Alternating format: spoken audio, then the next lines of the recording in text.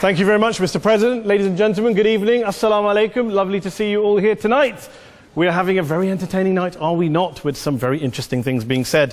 From the other side of the house tonight, let me begin by saying, as a Muslim, as a representative of Islam, I would consider myself an ambassador for Islam, a believer in Islam, a follower of Islam and its Prophet.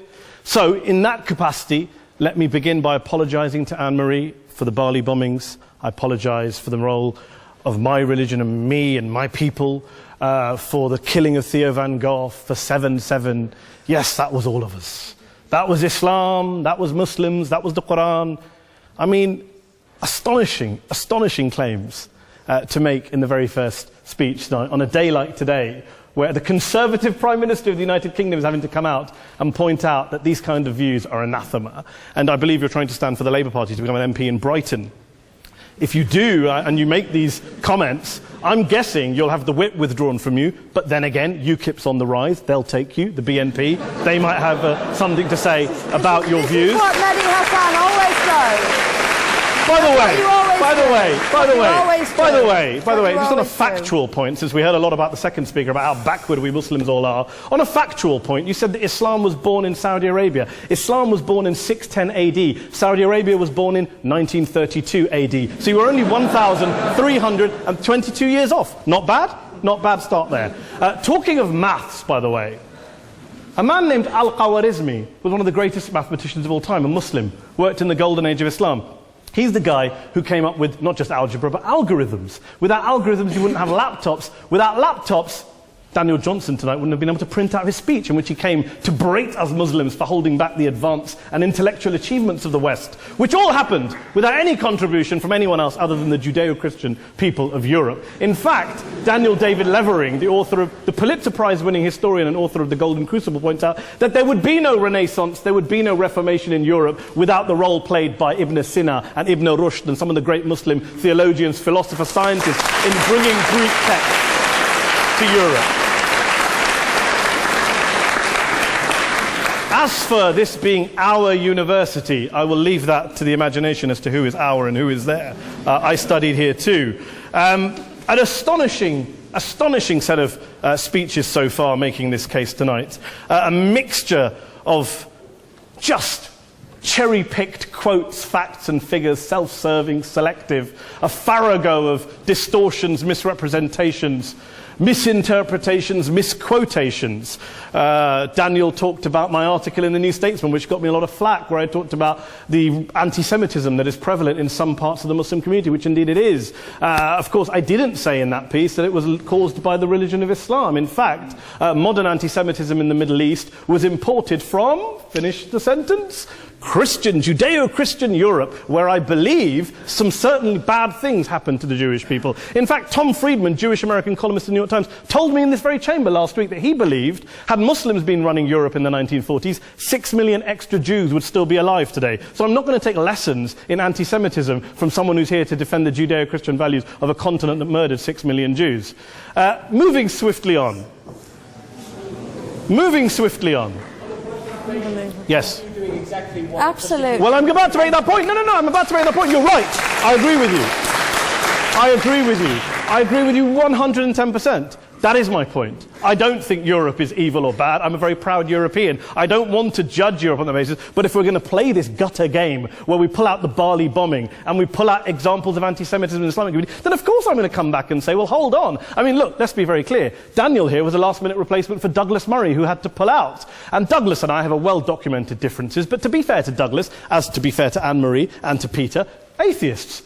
Atheists see all religions as evil, violent, threatening. What the problem I have with Daniel's speech is that Daniel comes here to write this robust defense of Christianity, forgetting that his fellow Christians, people who said they were acting in the name of Jesus, gave us the Crusades, the Spanish Inquisition, the anti-Jewish pogroms, European colonialism in Africa and Asia, the Lord's Resistance Army in Uganda, not to mention countless arson and bomb attacks on abortion clinics in the United States of America to this very day. I would like a little bit of humility from Daniel first before he begins lecturing other communities and other faiths on violence, terror and intolerance. But, no thank you. Some water. But I would say this, to address the gentleman's very valid point here, I'm not going to play that game. I don't actually believe that Christianity is a religion of violence and hate because of what the LRA does in Uganda or what Crusaders did to Jews and Muslims in Jerusalem when they took back the city in the 12th or 13th or whatever century it was. I believe that Christianity, like Islam, like pretty much every mainstream religion, is based on love and compassion and faith. I do follow a religion in which 113 out of the 114 chapters of the Quran begins by introducing the God of Islam as a God of mercy and compassion. I would not have it any other way. I don't follow a religion which introduces my God to me as a God of war, as some kind of Greek God of wrath, as a God of hate and injustice. Not at all. As Adam pointed out, you go through the Quran and you see the mercy and the love and the justice. And yes, you have verses that refer to warfare and violence. Of course it does. This is not a motion about pacifism. I'm not here to argue that Islam is a pacifistic faith. It is not. Islam allows military action, violence in certain limited contexts. And yes, a minority of Muslims do take it out of that context. But is it religious? Well, we talked about Woolwich. Daniel and Anne-Marie have suggested that it's definitely religion that's behind all of this. Well, actually, what I find so amusing tonight is we're having a debate about Islam. And the opposition tonight have come forward. We have a graduate in law, a graduate in modern history, a graduate in chemistry. And, you know, I admire all of their intellects and their abilities, but we don't have anyone who's actually an expert on Islam, a scholar of Islam, a historian of Islam, a speaker of Arabic, even a terrorism expert or a security expert or a pollster, let alone to talk about what Muslims believe or think. Instead, we have people coming here, putting forward these views, putting forward these sweeping opinions. Listen to Professor Robert Pape of the University of Chicago, one of America's leading terrorism experts, who, unlike our esteemed opposition tonight, studied every single case of suicide terrorism between 1980 and 2005, 315 cases in total. And he concluded, and I quote, "There is little connection between suicide terrorism and Islamic fundamentalism or any of the world's religions. Rather, what nearly all suicide terrorist attacks have in common is a specific secular and strategic goal to compel modern democracies to withdraw military forces from territory that the terrorists consider to be their homeland." And the irony is, when we talk about terrorism, the irony is that the opposition and the Muslim terrorists, the Al-Qaeda types, actually have one thing in common. Because they both believe that Islam is a warlike, violent religion. They both agree on that. They have everything in common. Osama bin Laden would be nodding along to everything he's heard tonight from the opposition side. He agrees with them. The problem is that mainstream Muslims don't. The majority of Muslims around the world don't. In fact, a gentleman here started quoting all sorts of polls. Gallup carried out the biggest poll of Muslims around the world, of 50,000 Muslims in 35 countries. 93% of Muslims rejected 9/11 and suicide attacks. And of the 7% who didn't, they all, when polled and focus grouped, cited political reasons for their support for violence, not religious reasons. And as for Islamic scholars and what they say, well, Daniel talks about our University of Oxford. We'll go down to Oxford Centre for Islamic Studies, get hold of a man named Sheikh Afifi al-Akiti, who is a massively well-credentialed and well-respected Islamic scholar, who has studied across the world, who in the days after 7/7 published a fatwa denouncing terrorism in the name of Islam, calling for the protection of all non-combatants at all times, and describing suicide bombings as an innovation with no basis in Islamic law. Go and listen to Sheikh Tahir al-Qadri, one of Pakistan's most famous Islamic scholars, who published a 600-page fatwa condemning the killing of all innocents and all suicide bombings unconditionally without any ifs or buts. There's nothing new here. This is mainstream Islam, mainstream scholarship, which has said this for years. You don't go out and kill people willy-nilly in the high street or anywhere else, on a bus or a mall, based on verses of the Quran that you cherry-pick without any context, any understanding, any interpretation, or any commentary of Islam. Anne-Marie comes and scares us with her talk of Sharia law. I would like to see the book of Sharia law. It doesn't exist. People argue over what Sharia law is. And you empower the extremists by saying there is only one version. You empower them all. I don't believe you took any interruptions, Anne-Marie, so I think you should stay there for a moment. Here's what we're dealing with. Here's what we're dealing with. I took your point. Here we are dealing with a 1400-year-old global religion, followed by 1.6 billion people in every corner of the world, a quarter of humanity, of all backgrounds, cultures, ethnicities. And yet the opposition tonight wants to generalize, stereotype, smear, in order to desperately win this debate.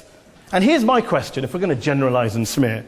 If, okay, people say yesterday's bombers, and we've got to be careful, there's a trial going on, were yesterday's attackers, motivated by Islam? Big debate. I don't believe they were. Let's say they were. Let's say Faisal Shahzad, the Times Square bomber, was motivated by Islam. Let's assume, for sake of argument, that Richard Reeves, the shoe bomber, was motivated by Islam.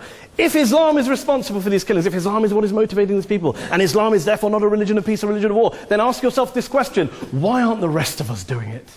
Why is it such a tiny minority of Muslims are interpreting their religion in the way that the opposition claim they are? Let's assume there are 16,000 suicide bombers in the world. There aren't. Let's assume there are for the sake of argument. That's 0.001% of the Muslim population globally. What about the other 99.99% of Muslims who the opposition tonight either ignore or smear? The reality is that the rest of us aren't blowing ourselves up tonight. The reality is that the opposition came here tonight not worried about the fact that me and Adam might pull open our jackets and blow ourselves up tonight because we're followers of a warlike warrior religion which wants to take over Europe and Daniel's university. The issue is this. The issue is this. Unless the opposition can tell us tonight, and Peter Atkins is here, one of our great atheist intellectuals, can tell us tonight, can answer this question tonight: why don't the vast majority of Muslims around the world behave as violently and aggressively as a tiny minority of politically motivated extremists? Then they... Thank you very much for your time.